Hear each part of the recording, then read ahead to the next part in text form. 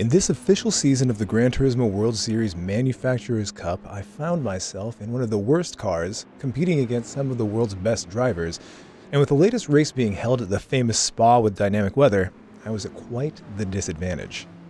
While I'm usually in the top split, the top 16 of my region, due to poor car choices this season as well as the last exhibition season, I found myself relegated to the second split, and that is actually the only thing saving me from consistent last place finishes in the admittedly underperforming Jag.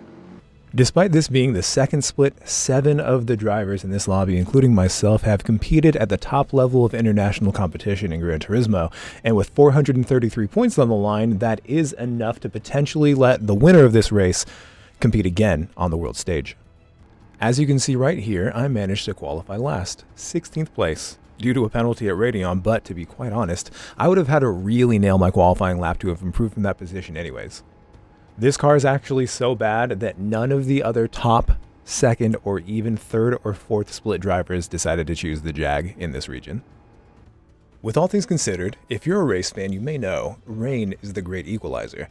While it isn't going to give my car superpowers, if I can utilize my 23 years of driving in the rain in the Pacific Northwest, and if Lady Luck smiles down on me, I can make something out of this disaster of a qualifying session. And as you can see, it's absolutely going to be raining. Looking at the weather radar, I can guess the track will remain dry for at least a few laps, and then I can use all of my knowledge from the guides I've been making these past couple of years. Back when I was in GT Academy in 2014, my one full-out victory was in a rainy race at the Ascari circuit, and I've spent a lot of time trying to figure out the intricacies of wet driving in GT7 for the anti-meta guides I make every week. I knew that if I could keep my nose clean and just keep my car within the slipstream of the cars in front, then I should be able to make something happen when it starts to rain, but of course, it's not necessarily going to be that easy.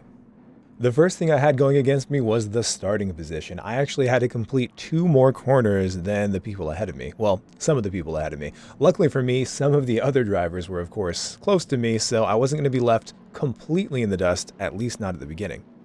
Dirty air in GT7 is a huge problem. Aero wash and the effects of the dirty air from the cars ahead do exist in real life, but it's generally agreed that it's much worse in GT7 than it is in real life, making close racing very, very difficult. With a car this bad overall, just staying within a second of the car ahead was going to be quite the task.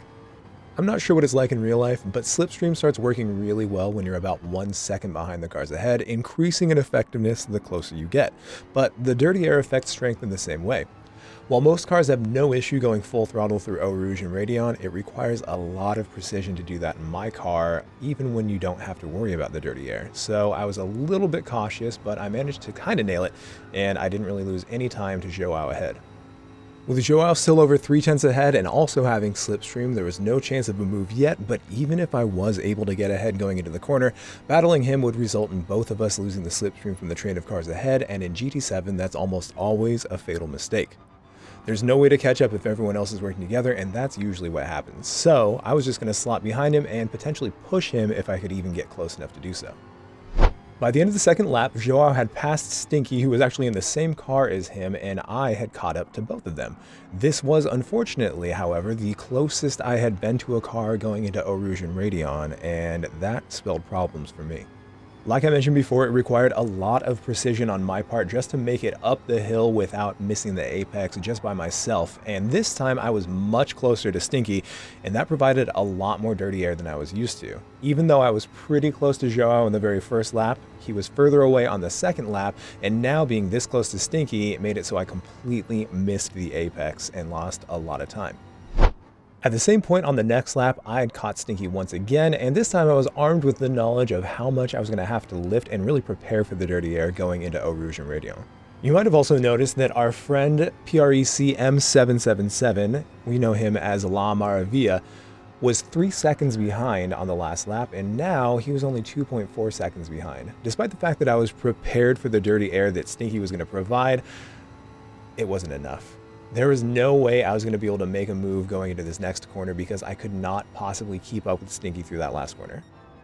On top of that, with Maravilla being in a faster car and not having to deal with the dirty air, he was catching up to me at a very, very alarming pace.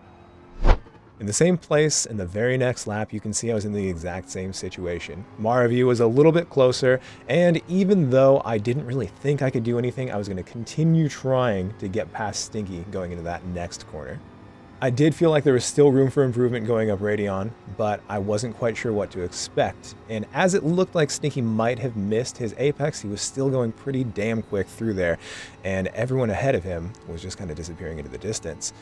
Now, I was a lot closer this time, and the Jag does have a good amount of power, but it wasn't quite enough for me to safely pull off any kind of move on Stinky. If I were to be overly aggressive, there's a small chance that I could do something and potentially get in front of Stinky, but with this car and with Stinky's skills, that would probably just result in him pulling some kind of move off on me in return. If Stinky and I battled, Maravilla would certainly catch up to both of us, and then it would be a three-way battle for last place. None of us would want that. Besides all that, looking at the weather radar, you can see that this was most likely the last lap that we were going to spend on dry tires, and my only chance of making anything happen in this race was going to be when the rain hits. Jumping to the end, you can see I was correct. Everyone was going to the pits, which definitely seemed like the best idea, and now I can put my plan into action. Firstly, it's hard to tell if wets or intermediate tires were going to be the best choice. Inters are better in the vast majority of circumstances, but if the rain was heavy and continued for a while, wets could give a measurable advantage. The other big gamble we could make was in fuel usage. When driving in the rain, you're using considerably less fuel since you spend so much less time on the throttle. The diamond indicating the estimated fuel on the fuel gauge is determined by how much fuel you've used over the distance you've driven. When it starts to rain, you can gamble on how little fuel you think you'll use, and if you underfuel, you can save fuel in various ways at the expense of speed, but if you severely underfuel, you may just run out. I had spent so much time doing this type of race in the past on daily Rseat that I just trusted my gut and went with it. And as you can see, it paid off. I was noticeably closer to Stinky than I was going into the pits, and we had ourselves a drag race. Going up this hill was not going to work side by side. We could make it work, but we were going to go incredibly slow. And right before I noticed that he was lifting, I was about to lift off the throttle and just let him go ahead. I was very lucky that I won that game of chicken, and had that not happened, I think this race would have gone much, much differently. If you look at the bottom left near the tire life indicator, you can see the surface water level. It was at about 40%, and at that level, intermediates are the fastest, but more importantly than that, the normal racing line is still the fastest. Hardcore racing fans know that when it gets very wet, the normal racing line becomes extremely slippery. The years of tires leaving rubber on the racing line makes it much more slippery than normal pavement in heavy rain, and Gran Turismo 7 does actually simulate this. With the current level of water on the track, that isn't an issue, but if it were to increase to closer to the third tier, it would be necessary to use wet lines, doing whatever is possible to avoid the racing line, and not everyone, even at this level, is aware of that.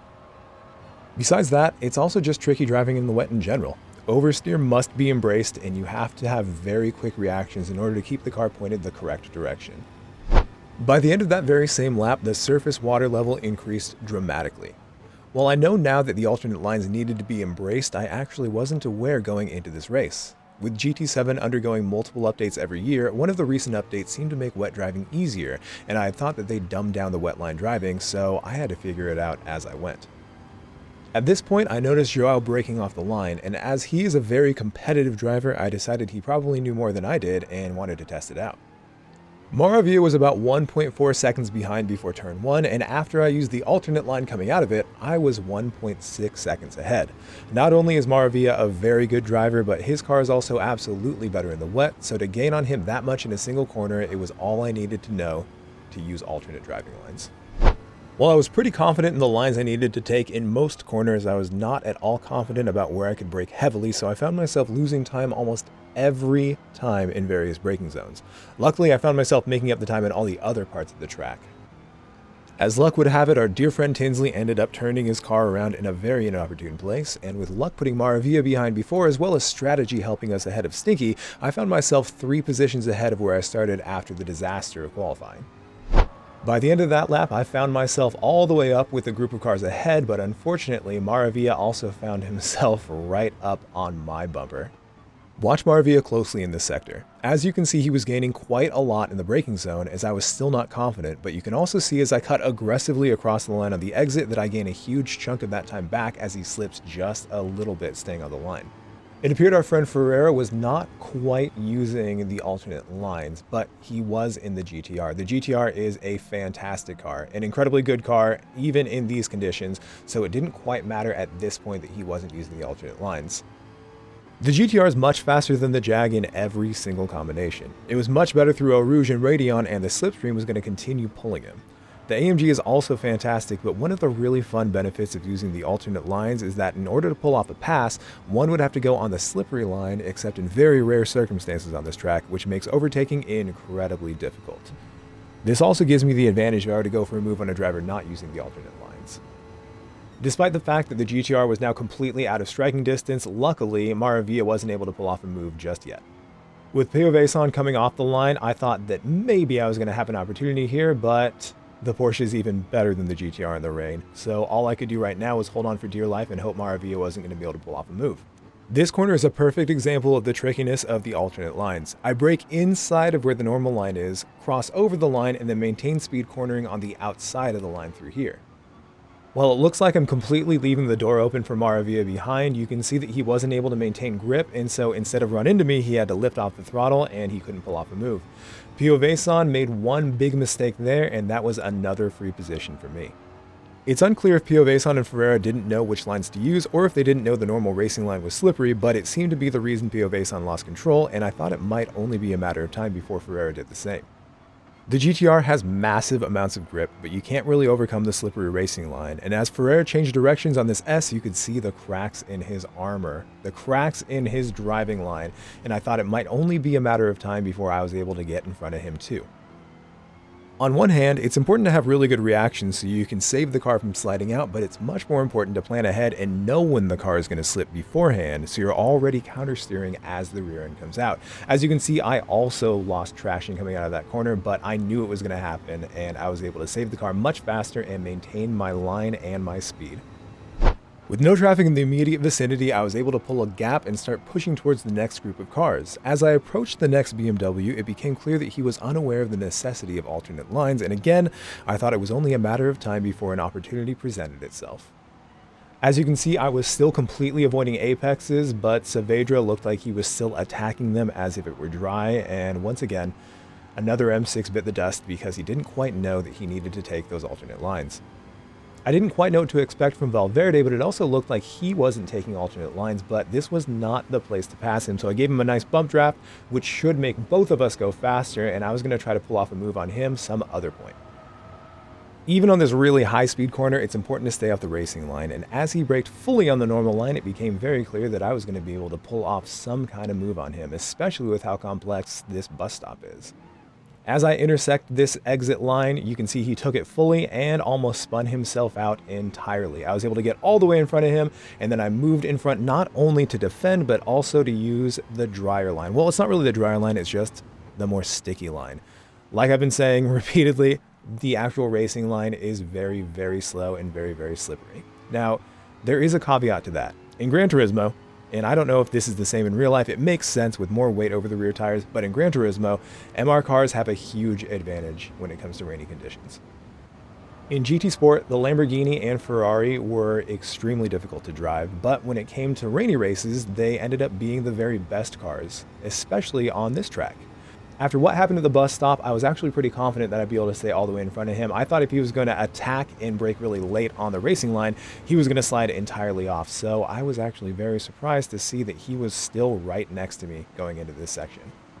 Even though he was definitely going much slower because he was on that line, he was going fast enough to get all the way in front, and there was nothing I could do except just try to hold on and then defend against Maravilla behind again. Once again, I had to defend going into this very same corner, but I was able to stay a little bit further ahead this time, so I didn't really have to worry about him poking his nose in this time. It was at this point that I actually thought that Valverde was on wet tires because he was still hitting a lot of the apexes and coming out of the corners faster than me. Upon closer inspection, it looked like he was slowing down a lot of the apex, but beyond the apex, he was able to get the grip up, probably because of the MR car, and he was able just to pull away. Now, it also looked like he was kind of using a mix of the dry and the wet lines because he didn't hit the apex there, but it was really interesting that he was able to hit some of the apexes, maintain kind of good speed, and then just take off beyond. As you can see from here, he's avoiding the racing line too.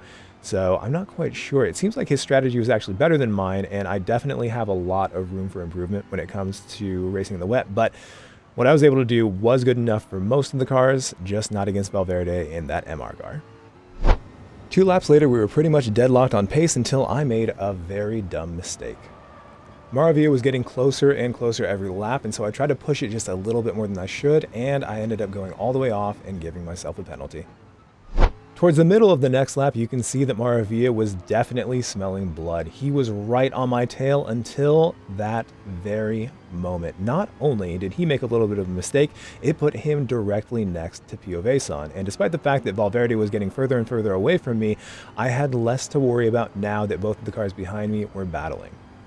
By the time I got to the penalty zone, they were far enough behind that I actually was able to maintain my position. Piovesan had a big run on me, but as long as I defended my line here, he wouldn't dare try to pull off a move on this high-speed corner because it would probably end up just destroying both of us, and so it kind of just equalized again.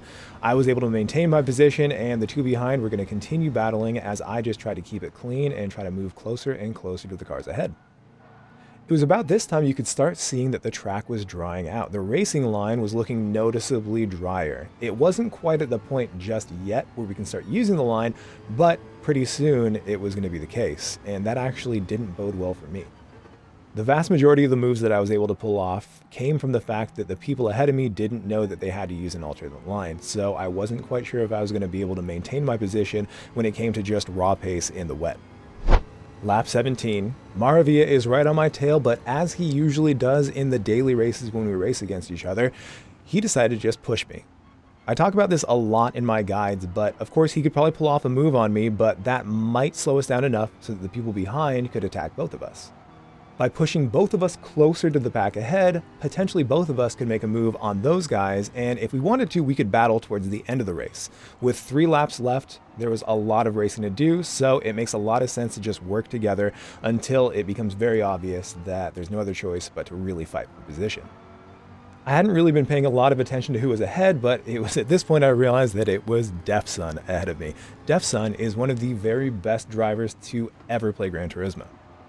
When I was first playing the game, he was absolutely dominating. We're talking about GT Sport days, and I very vividly remember racing against him in a one-make race in the wet at, I believe, a Tokyo track. I'm not sure exactly which one it was. In this race, he was in first place, and I was in second place. And by the end of it, I ended up beating third place by 17 seconds, but Defsun was so far ahead of me that he took an extra pit stop for fun and still beat me by something like 10 seconds. That's the kind of driver Defsun is. With that, I do think I've spent a lot of time improving and my pace is miles ahead of where it used to be, but still I get very intimidated when it comes to trying to race against Defsun. It wasn't until this point that I realized that Moravia was no longer behind us, and we found out after the race that his wheel died. He had actually been punted off and completely turned around at one point, was in last place by over 3 seconds, and was able to catch up with me and was definitely a threat. And unfortunately now he had even worse luck, and I'm not sure where he finished, but he was entirely off the track. So here's to Moravia. I love racing against you, buddy. I'm sorry you had such bad luck today, and I hope that the rest of your races went better. As much as I felt bad for our friend Moravia, I was very happy to not have him on my tail because he is a very intimidating driver and I had work to do. I didn't know exactly what was going on, but it looked like Defsun made just a tiny bit of a mistake, and I really need to work on my aggressiveness. So I just sent it, tried to keep it clean, and I was able to pull off a pass on Mr. Defsun. Unironically, after racing for about 8 years, I think this is literally the only time I've ever passed Defsun, so it definitely felt really good. He's a fantastic driver and a great dude. Shout out to Defsun, but I was so happy that I was able to actually pull off a pass. With only 2 laps to go, all I had to do was hang on. You can see that I had calculated my fuel pretty well, but I actually had a full lap extra, so I could have taken slightly less fuel. Who knows what would have happened differently if I had done that. I'm not exactly disappointed that I didn't take less fuel.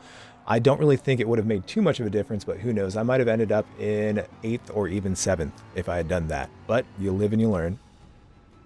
At the end of the day, 9th place isn't great, but having the worst car in the entire field and moving up 7 positions in the wet felt absolutely amazing, and it was as good as a win for me. Thank you so much for watching my video. As always, I'll leave you with a look at my current members. I love every one of you.